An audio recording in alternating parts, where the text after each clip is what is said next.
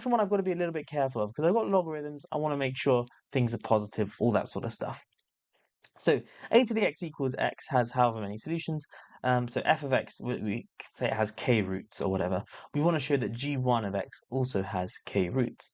The idea here is we just got to be careful about x being positive and negative. So we're going to say that if alpha is a root of f, so if f of alpha equals 0, notice that this also implies that alpha must be positive. Why is this? Well, this term here, a to the x, or a to the alpha, is obviously going to be positive. So f of alpha will be a to the alpha minus alpha. This term is going to be positive since a is a positive constant bigger than 1. So a to the alpha is positive, and if I'm subtracting something to get 0, the thing I'm subtracting must be positive.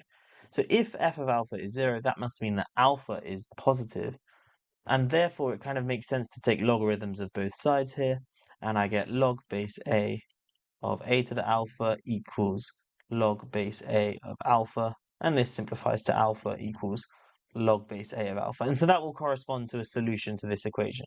So that will imply that g1 of alpha equals 0, like so.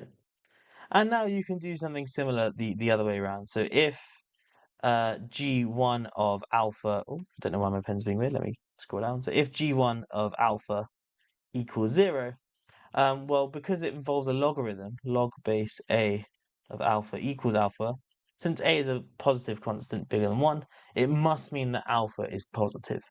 You cannot take the logarithm of a negative number or a number that's 0, and so you get that alpha is positive, and so you can undo all these steps, and you get back to this equation here. So that means so g1 will have the same number of roots as f.